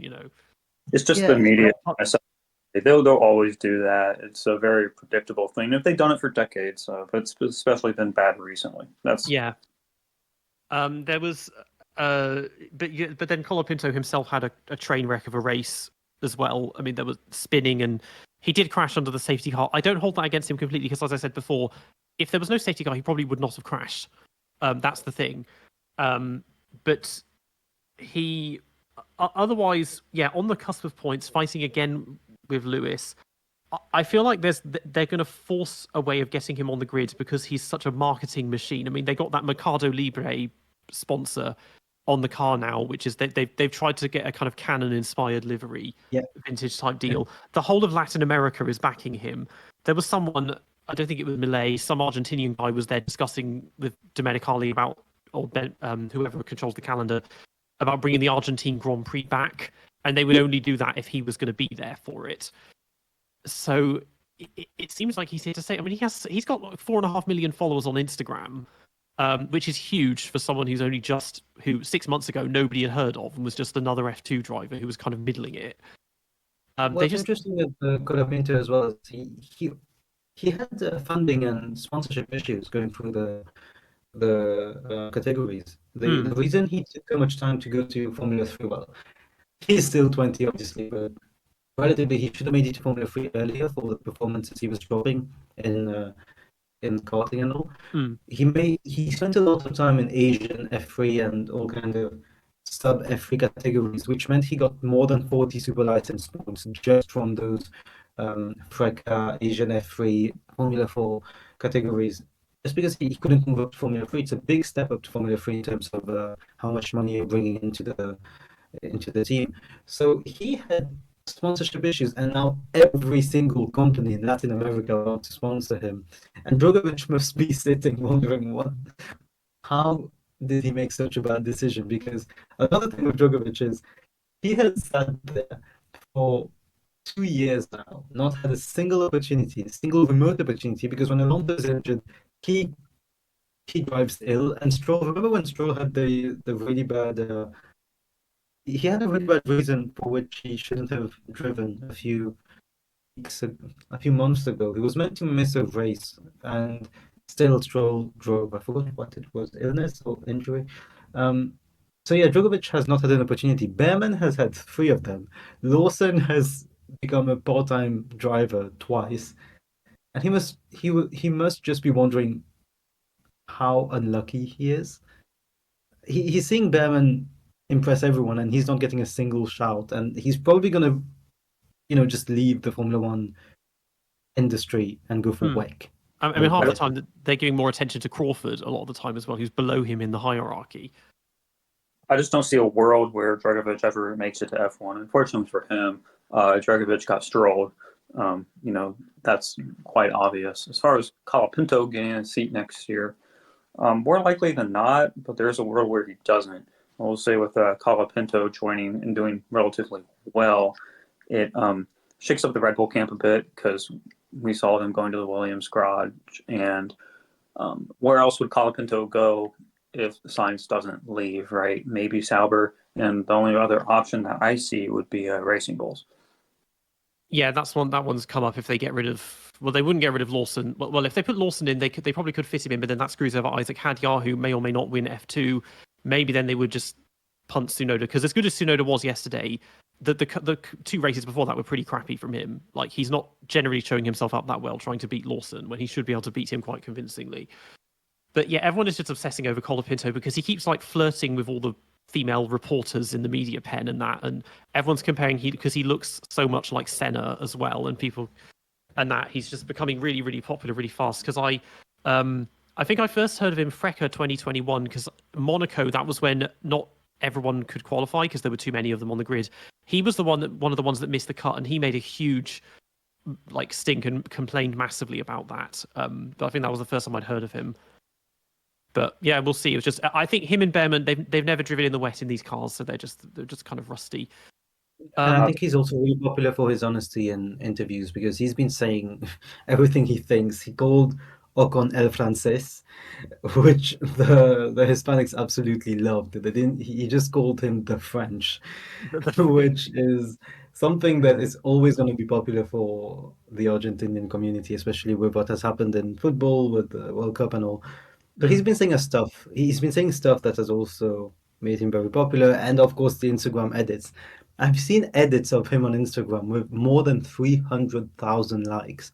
Now, those are not numbers that you get for Sainz or Leclerc. That's a lot. So yeah, he has completely taken over. I still don't think he's gonna get a drive for next year because I think Checo's staying. Sauber, I think they got Bortoletto, and actually let's move on to Sauber because they are only in the news because of who they will get in their second seat. No one cares about their actual performance. No one cares about their current drivers, sadly for Bottas. They are shambolic. This race could have been, usually for a backmarker, this is the kind of race you look forward to because you might just bullshit a point somewhere. Caterham was it Caterham? Yeah. Was it Caterham in 2012 or was it still Lotus? It was Caterham in 2012, yeah. Yeah, Caterham in 2012. Petrov finished 11th, and if Kimi Raikkonen got lost for literally, I think, 4 more seconds, Petrov would have gone past. So, and would have gotten a point, which would have been incredible. That's the kind of race you look forward to. But Sauber are so bad at the moment that they're not even good enough to take opportunities. They were, I think you noted it when we were watching together. They were 15th and 16th after 3 laps. Yeah, I mean, we saw that, like every other race, theirs was a relatively uneventful one. In the sprint, Joe started from the pit lane with the Astons. He ended up beating both of them. In quali, in the wet, the thing is, Bottas almost made it to Q3. So he was, Joe was still, 7/10 off the next car at the end of Q3. And in his interview, he was like, I think Q2 was possible. It's like, it clearly wasn't. That's the 8th race in a row that he's qualified last now. And eighth in a row, yeah. Well, ever since Sargent left, he's been just these. There's been no one for him to fight for slowest driver. But I just want to point out, I have no idea how he's getting out qualified by Bottas by 6 or 7 tenths. Either Bottas has gone into like really focused mode, trying to show Sauber that he's actually been really good all this time and just didn't put much effort because there was no worth. Or Joe has given up, but I think everyone objective can say that there was not a 6-7 tenth gap between them. Sauber have been pretty pathetic all season. Let's not forget at the start of the season, it was like 2 or 3 races where they couldn't do pit stops, essentially. And if any other team, if that happened to one race, it wouldn't be an issue the next race. They have fundamental issues. And if you're like an Audi board member or an investor, you have to be looking with grim hopes, let's just say. As far as the Bottas and Zhou gap, I think Bottas is a good driver generally, especially good at qualifying. I think that's part of it. But perhaps the Sauber car, it's hard to tell its driving characteristics just because how slow it is, but it likely favors Bottas. Yeah. Yeah, I mean, in the race, we saw very little of both of them because Bottas, he started, well, top 10, but then he dropped like 5 positions at the start. So from that, within 2 or 3 laps, they were both at the back. By about 15 laps, Joe was already 10 seconds away from Bottas, so he had no pace at all. A few times, he went off, I think, with Alonso and with somebody else at Junsor on the restarts and that, but otherwise we saw nothing of them because the pace just was completely non-existent. When there were points, and I was thinking, oh, maybe they could get double points if they just keep it on track. But they had nothing. And yeah, the latest rumor is that Gabriel Bortoleto has signed for them, who is a McLaren junior. And I think, well, if that's a done deal, they would surely announce it this weekend for his home race. But they didn't, so maybe it's not because they're still considering. I mean, last weekend Schwartzman drove for them in FP1. People keep talking about Mick maybe is doing it. I want Joshua Dirksen in if we want another stupidly well-funded South American on the grid, but I don't think that's probably not going to happen. He's literally state funded. When he got his podium, the Paraguay government Twitter tweeted about it. That PHM car is just coated in sponsors, and he keeps meeting the president all the time. Every time he comes back from a race and does well, he's just in with him. I don't know where Colapinto's politics lie. If he's in with Millet or friendly with him and going to start getting attention, that'll be interesting. If we get Millet suddenly appearing as if they do the Argentine Grand Prix on the podium, he can hand trophies the shape of chainsaws to them, something like that. That would be great to see, honestly. Yeah. But yeah, otherwise there's very little to say on Sauber. I think maybe we meant when Audi will take over, they have to keep the mechanics and everyone who's working there, right? They're not going to overhaul anything. Yeah, well, usually that's what happens. They don't fire everyone. They keep the same people because I mean, Mercedes, they've had the Brackley boys have been there since it was BAR. Exactly. There's probably people at Alpine that have been there since it was Renault, like old Renault, as well. Same for Aston Martin. They have Racing Points. So what do they? That's where I agree with you cover here. They will have the same boys in the team. So unless Audi have the best designers and technicians in the world, they still have the same stuff. So I don't know how much they're going to change. I don't even know who their technical director is because they don't have a team principal. They have a team representative. It's that weird guy that looks like a cross between an architect and a Bond villain. But I don't really know who's running the team, who's in there, because they had Andreas Seidel, and he was running around all of Europe trying to get sponsors and engineers and people involved, and then they just got rid of him, and now Binotto's involved. It's very confusing. I mean, let's not forget about Jaguar and Red Bull, right? Jaguar wasn't the best team before Red Bull, and it took Red Bull and Newey many years before they were the force they are today. And I think Sauber is worse than Jaguar for sure. And I don't think Audi's going to have the same level of talent as Red Bull had. So honestly, I'm not too optimistic, and I could see it being like a Toyota situation. Yeah, I mean, with Red Bull, basically they inherited the factory, but everything else was new because they had entirely new upper management. Whereas Jaguar, it was like Niki Lauda, Bobby Rahal, Gunther Steiner worked for them. It was all none of those people were involved with Red Bull once they brought in, Christian Helmut and Adrian and that. So I don't know what will happen with them, but yeah, they had, compared to everyone else, a very uneventful race because the pace just was not there. I think there's only one team left, so maybe we've deliberately left them to the end, which is McLaren.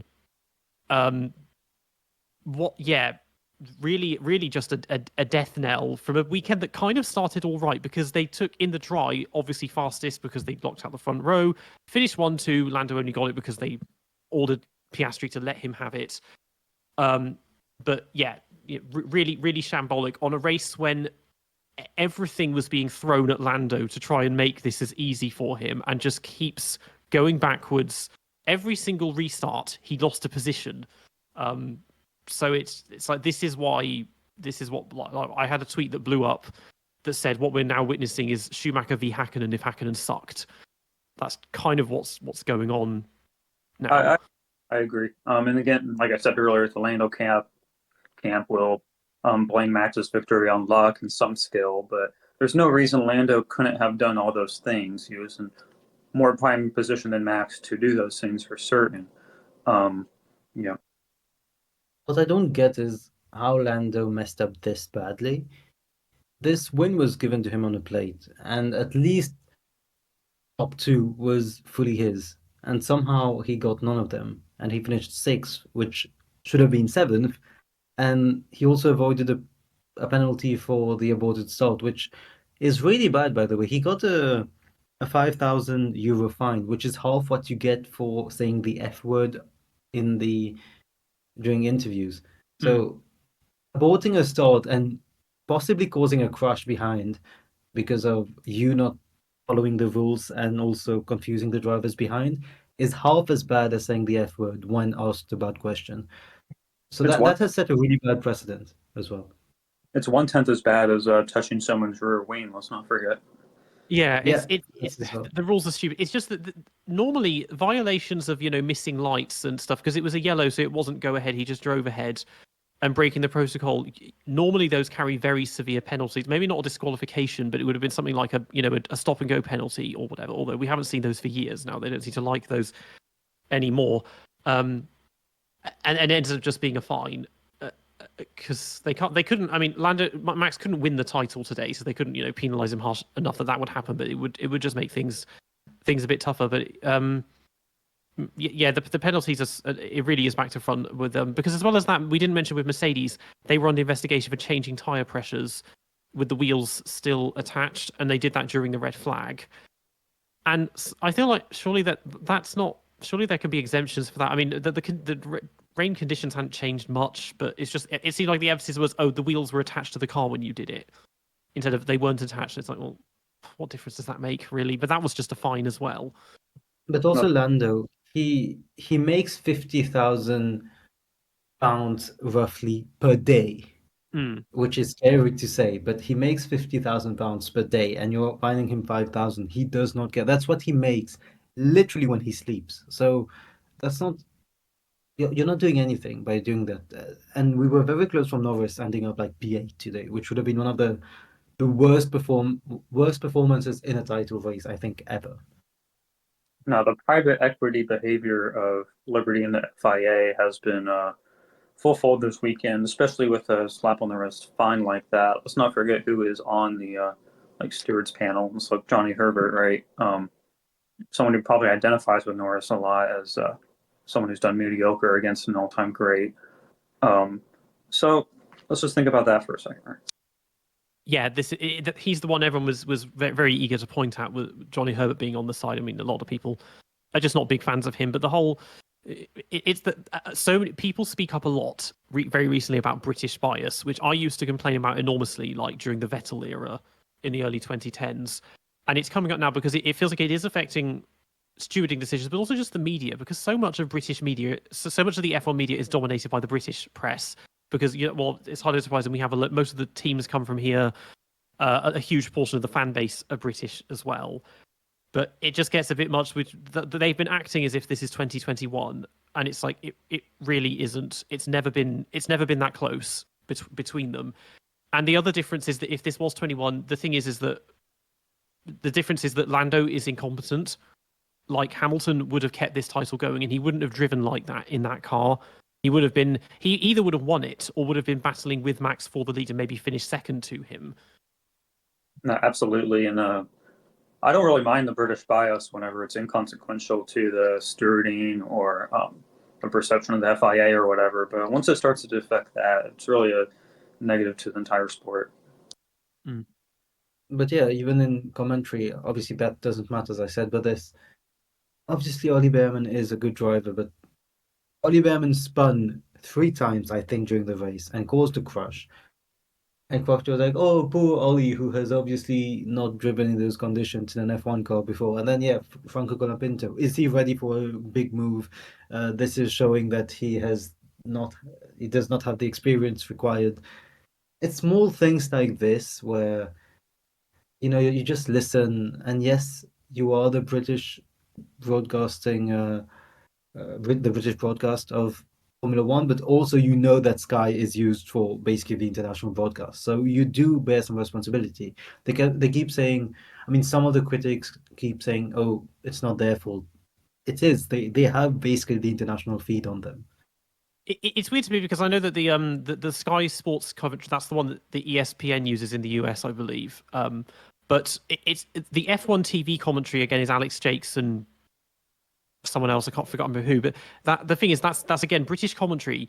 But Britain is one of the few countries that isn't allowed to use F1 TV. That's the thing I've always found kind of funny with it. But yeah, but Behrman, I mean, he kind of drove like he does in Formula 2, to be honest. Like this year, he's been so incredibly average in Formula 2 and up and down, and then we're seeing that today. And then Colapinto, until he got the Williams seat, was just kind of middling it, and it was like, well, it makes sense because he's the most senior Williams junior. He was doing far better than Zach O'Sullivan, who lost his seat anyway through, I think, lack of funding, so his career is going down the toilet. And Luke Browning is too young and not ready because he's still only an F3. So he was the obvious choice. But Piastri. What do we think about Piastri? Actually, that's yeah. what you said. Piastri. What's going on? Well, to be honest, in the dry it was fine because he got sprint pole and would have won had they not given the team orders. So great, yeah, that was fine. But the sprint itself, I mean, yeah, quali didn't work out so well. I mean, he ended up where was it? He started eighth. Yeah, and he was over a second off Lando's time, so that just did not work. I think he went out earlier than everyone else in Q3 and got a banker lap in and just didn't. And then Tyres fell, something like that. He sprint pole as well. He got sprint pole because Lando messed up his final lap. I think obviously it's a big if, but if Lando gets his final lap right, he does get pole, I think, like 2 or 3 times. So even then, there has been a weird gap in pace that I don't really understand because I rate Piastri so highly. Like I think his ceiling is higher than Lando. But then I'm seeing weekends like this, and actually the past few weekends where he has been getting quite thoroughly outperformed by Lando. I don't remember seeing much of him in the race, to be honest. Like he wasn't in that pack with Verstappen at the back in the opening stint. No, he couldn't make the junction. He couldn't. He hit Lawson, and then he just couldn't catch up to that pack. Which was when in the race did he hit him? That's the thing. I don't even know when it happened. It was in like lap 10 to 12. Right. Okay. So he was around there. Beyond that, someone who just watched the highlights is going to be like, "This is wrong," but it was like in the middle of the first stint. Because beyond that, we saw relatively little of him. But then on he did have to let Lando through at one point, and then that was after one of the restarts when Lando lost positions anyway.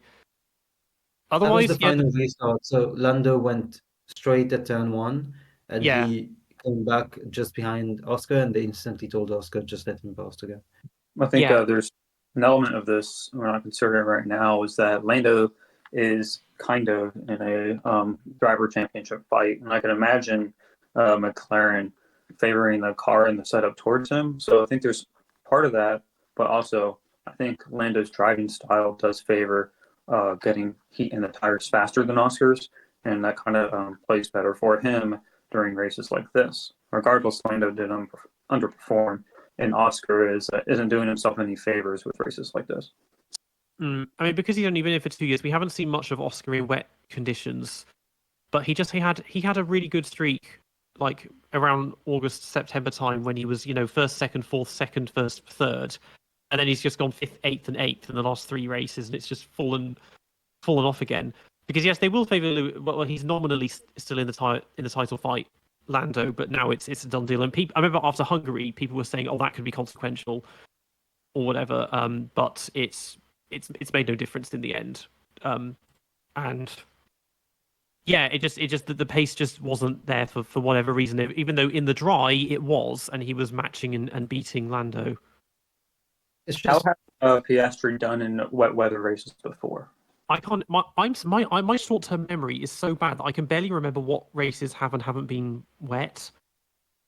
Because Canada was wet this year, and he was 5th. He was a bit behind. He wasn't in that front pack that were fighting for the win at all in Canada. He was just kind of near it. Silverstone was wet, but then he got totally screwed by the team by not double stacking. Did we have any wet races last year?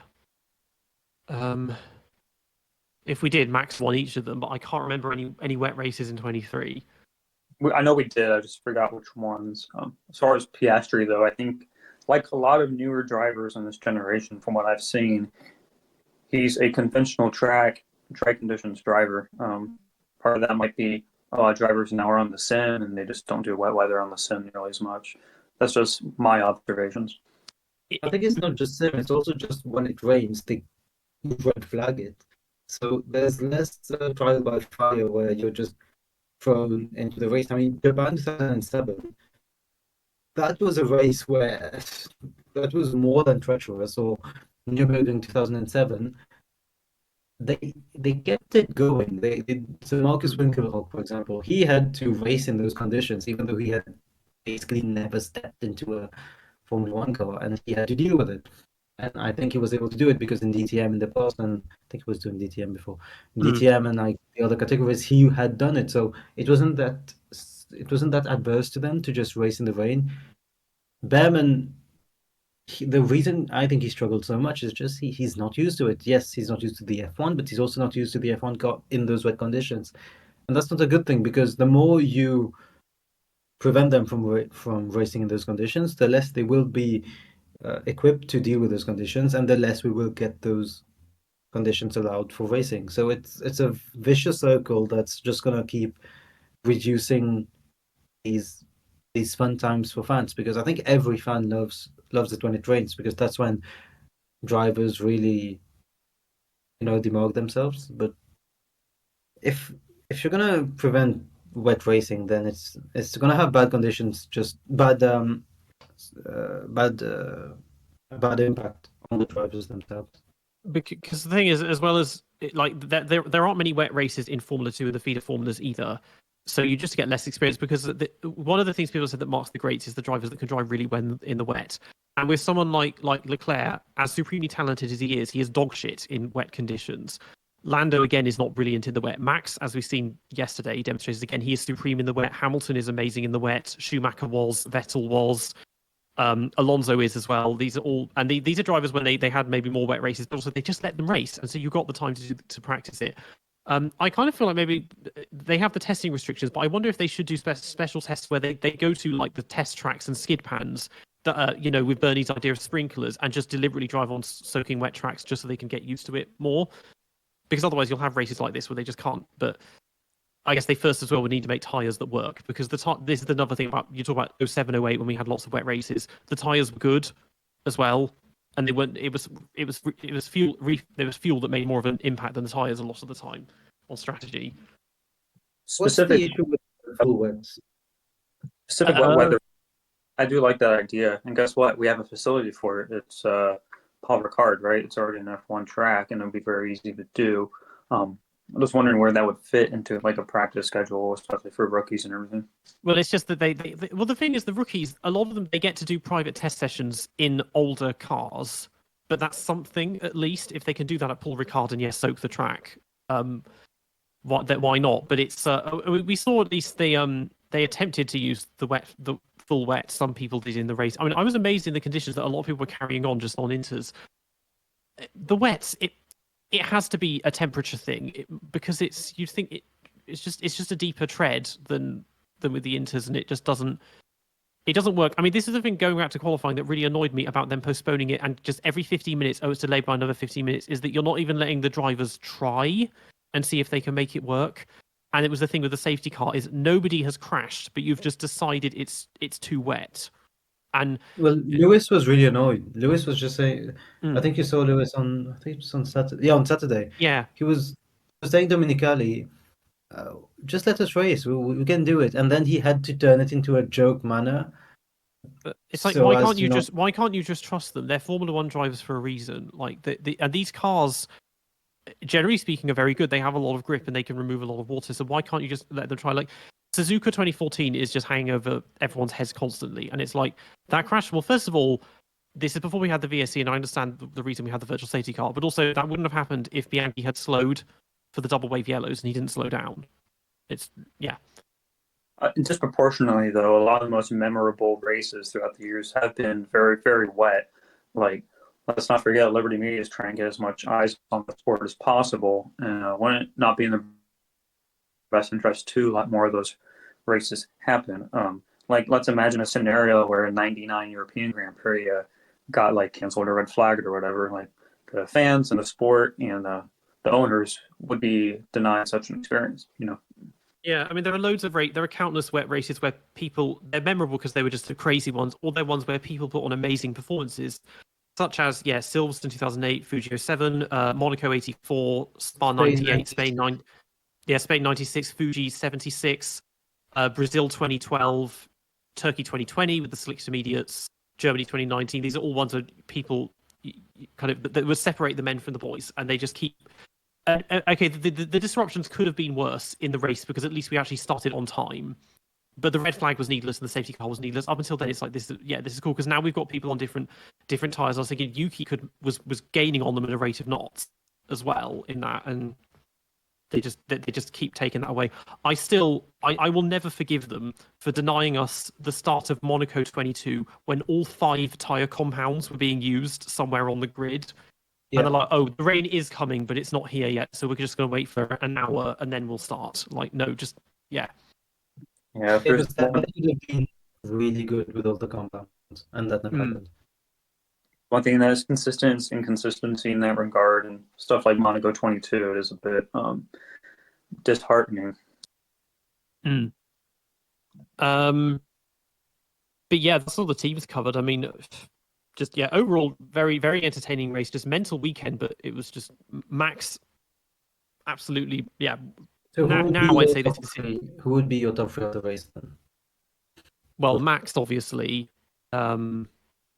I guess the 2 Alpines with the other 2, yeah, quite easy there. What about for you, Neff? Same, Max. I'll put the Alpines together as a team, just so I can also say Yuki because he really should have gotten a podium, and he did everything perfectly, really. Yeah, I think those are good. Max for sure, and then Ocon. Gasly did good enough for it. I think Gasly more so because a lot of the rest of the grid didn't perform as well. But I think Ocon more so on merit than Gasly. Honorable mention Alonso. And who are your flops of the race? Because there were a few. There's a lot to choose from here. Well, it depends if you can you count Stroll because he never started the race. Personally, I 100% count Stroll because I mean Sainz went off in a similar manner, right? I don't really fault him for that, other than he could have, warmed up the tires in a better location, and then he just dodged neon demolition derby himself, which was 100% avoidable, and he could have scored points, maybe, probably not, but it was just unforced in a ridiculous situation that he didn't even do a single lap, so I consider him the worst driver console. What I found really funny with Lance is that they put him P20 on the board, even though he had started the race. It doesn't even count, I think. So they put him lower in the end. They classified him lower than a guy who didn't even start the race, which is one of the biggest insults I think you could have given him. I kind of feel bad for Albon because he was the only driver that didn't start, but he was still on the drivers' parade, and he still had to do that when he was the only one that wasn't going to race today. But yeah, I would say Stroll was the worst, but then I feel like you have to say Lando on the basis that he had all these volleys like thrown at him, and he just wasn't hitting any of the back. He just missed everything, and so many opportunities and it just didn't work. And now the title is almost lost when everyone was thinking if things go our way, he might just take it. Yeah, I would not have one of those drivers just because he genuinely could have made the title race really close up. This was his opportunity. This was his chance. But I nearly want to put both McLarens together in this because Oscar could have defended more on Max. I feel he could have blocked him a bit more. He just opened the door wide open. He made no attempts to defend. The only person who really did attempt to defend properly was Leclerc. Yep. Pushed him to the outside. The others, I mean, Hamilton, he passed him on the second lap, and Hamilton didn't do much. It's hard to pick a third. There are lots of choices for like the third because you could say Sainz, you could say Checo, Behrman, Hamilton, Sauber, Albon again for failing. the FIA, For almost basically everyone except the top 5-6 drivers had a bad race. Like, it is hard to pick the third worst driver. I lean towards either Behrman or Perez. I might say Checo on the basis of how much to get shown up so badly in to quote Nico Rosberg, equal machinery, assuming it is equal. That could be an interesting revelation in the future. I'm gonna still go for the FIA because honestly, I don't really care about this thing where drivers cannot race in wet conditions. You have the tires for it. They are the most qualified drivers for it. We literally have the best grid we've ever had, and next year is going to be even better in terms of poor drivers not being there anymore. So, and we already had Lance crashing. That's the other thing. Albon is already out. Lance is already out. Carlos is already out. That's a lot of the drivers who tend to spin who are already out. So, apart from Joe, and Joe doesn't spin a lot. Joe just is slow. So he's not fast enough to crash. Yeah. Except with Toto.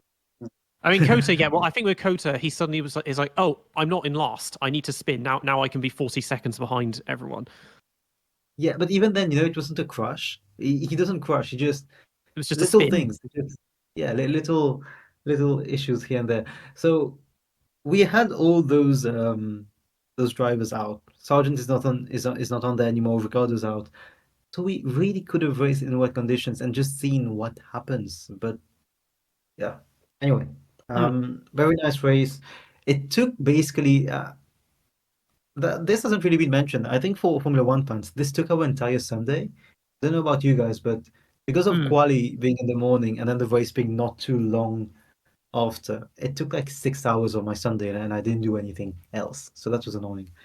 Yeah, it was. I mean, quali was 10:30. It ended up going till about 12:30 with all those red flags. And then the race 3:30 until 6:30, roughly 6, 6:30, something like that. So yeah, basically the whole day was taken up with this, and then I had to wait several hours on the results of the penalties so that I could update my spreadsheets and work everything out as well.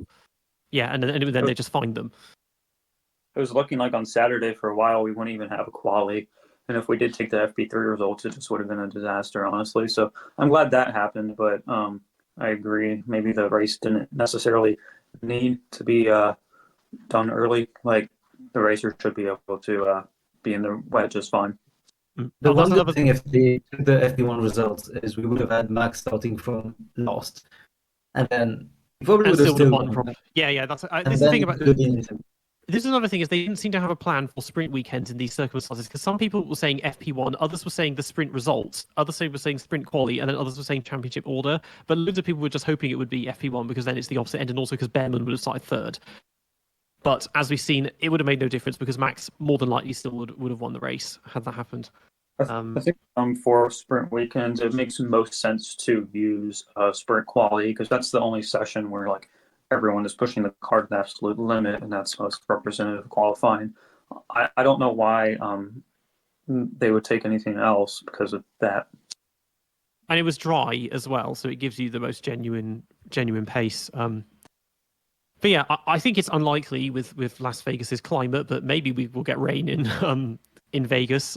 I doubt it somehow, but that would certainly spice things up.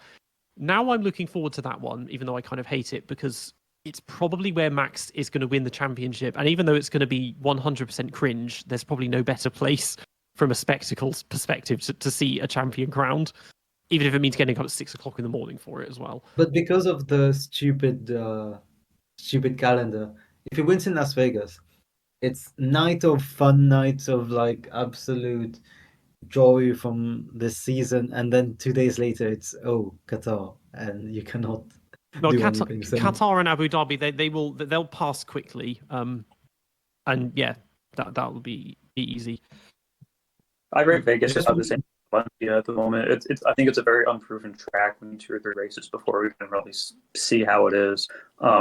Needless to say, all the stuff surrounding the race, like shutting down the city and the getting the track ready to go, is very ugly. I mean, the circuit design I don't mind. It's just that last year was so disorganized because we had the damage to Sainz's car that could have actually injured him as well. And then there was the scandal with cancelling practice, not giving refunds to people, and charging as they would, thousands of dollars for tickets, like paddock passes and all of that. It was just a bit. It really was a bit much, and also we didn't need it because by that point the title was wrapped up, so it was like hey ho, whatever. But yeah, it would take a lot for Max not to take the title because there's lots of ways he can win it in 3 weeks' time. Yeah. Yeah, well, looking forward to it because Lando doesn't deserve it at all. So it's good that finally I was scared on Saturday, but it's good that it should be fine in the end, and Max will get it. But yeah, I guess we'll just have to see what happens in 3 weeks' time. You've been listening to the DRS Train podcast. We're on YouTube and Spotify, and you can find us on Instagram and X at the DRS Train podcast. Make sure to tune in for our next episode. Stay safe, and we'll see you all next time.